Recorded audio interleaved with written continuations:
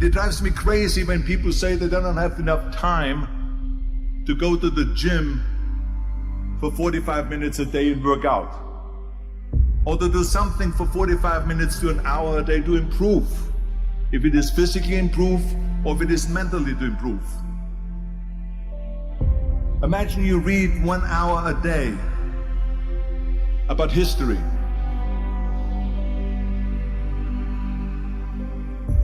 How much you will learn after 365 hours in 1 year.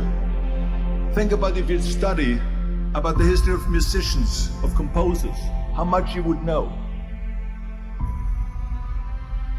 Imagine if you would work on a business, on some business that you want to develop every day for an hour. Imagine how further along you will go and get. So it drives me nuts because when people say we don't have the time, we have 24 hours a day. We sleep 6 hours a day, so that gives you still 18 hours. And there's someone shaking their head out here in front to say probably, I don't sleep 6 hours, I sleep 8 hours, right? But just sleep faster.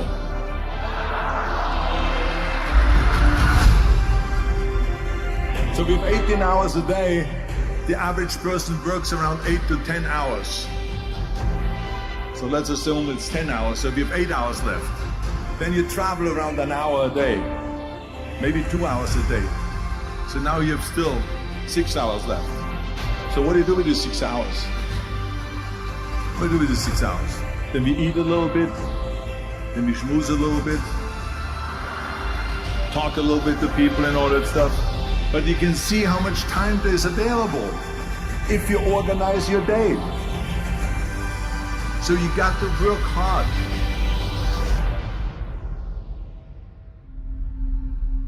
I mean, let me tell you something. When I went to America, I went to college.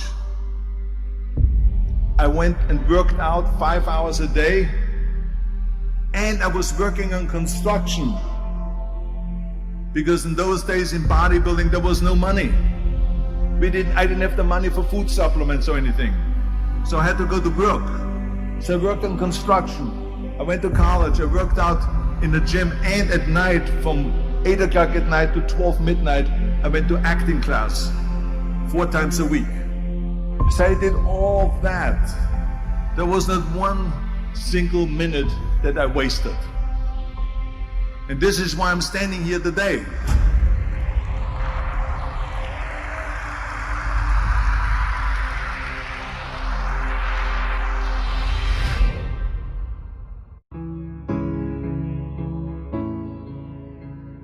You will fail at some point in your life, accept it. You will lose. You will embarrass yourself. You will suck at something. There's no doubt about it. Hey, I'm telling you, embrace it. Because it's inevitable. Direction determines destination. Destination is not determined by hope. It's not determined by wish. Destination is determined by direction. You know, every time you lose at something, you're one step closer to winning the next time. The difference between successful people and not successful people are people give up. People wake up every morning, they have doubt, they have fear. They lose in a Ferrari race or they lose in a race, and then they just give up. But the hardest thing in life to learn is to lose. Winning's easy.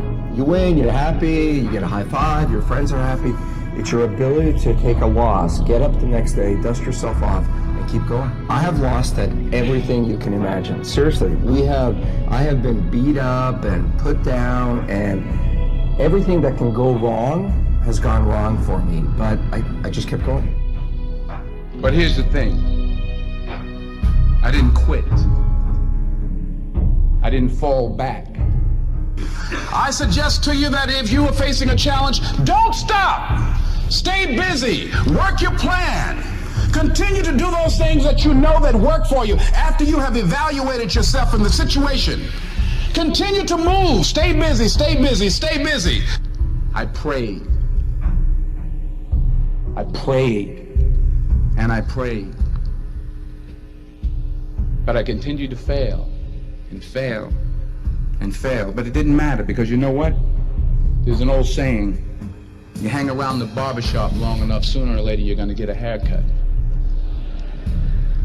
So you will catch a break, and I did catch a break.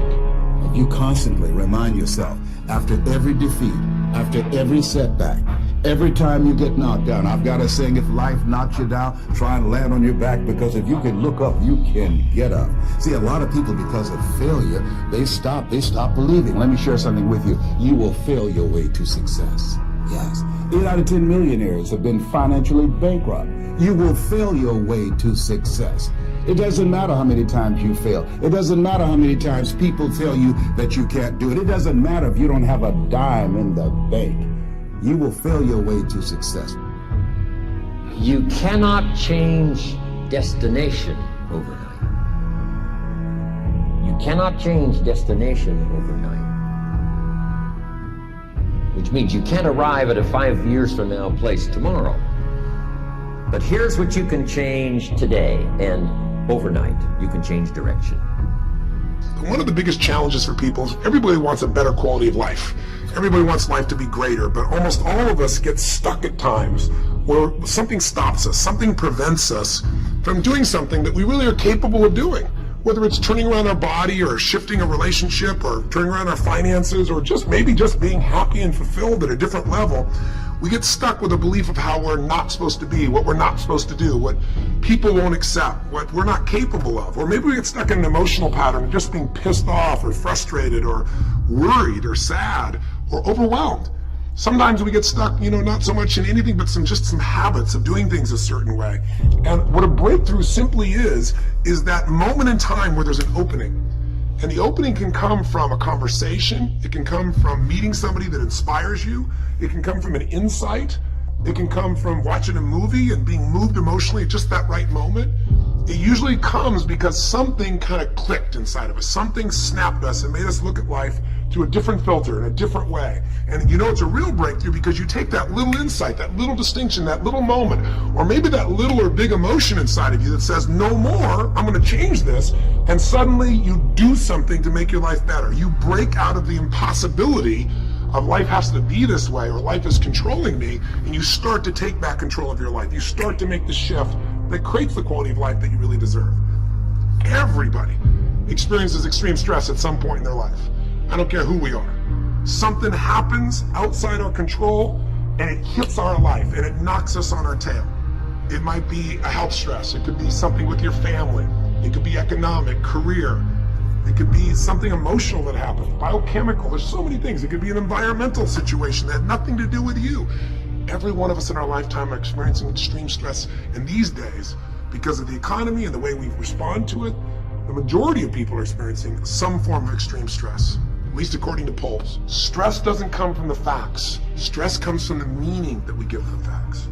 Yes, those things have happened, but the real question is, if we fight what's happened, we got a problem. We got to decide, what are we going to do with what's happened in our life? How are we going to take this? How are we going to mold this? How are we going to turn our life around? Because when you come up with a new meaning, you get a new life. So what are we going to do in this session? Well, in this session, we're going to take a look at something from a different perspective. We're going to ask you this question.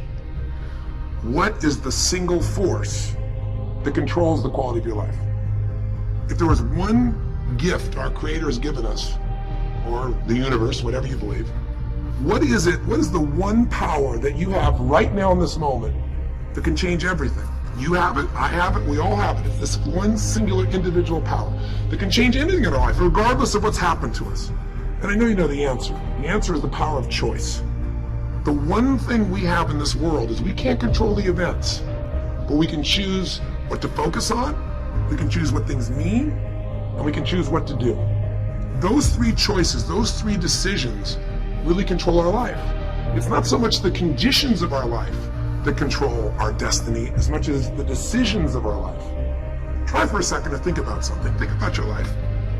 And just think about, are there a few decisions? If I were to ask you 2 decisions you've made in your life, that if you would have made a different decision, you would have had a totally different life. But you won't be able to do it when you're telling yourself the sky is falling and it's over. When you see it worse than it is, you'll just give up. You won't do it if you don't tell yourself the truth is, you know what, this system isn't working. I got to do something. I got to change my finances. I got to change my job. I got to reach. If you don't tell yourself the truth and deal with the truth, the real truth, nothing's gonna happen. When you fight life and go, I should be a singer and not a mom, and you got 5 kids, you got a problem. When you fight life and say, you know, the economy should be different, you're gonna be stressed. Deal with what is, without exaggeration, with total honesty, dealing with the cards, coming up with a vision, finding yourself a role model that shows your strategy, work your tail off, give, keep changing your approach, and you can get where you wanna go. Make sense?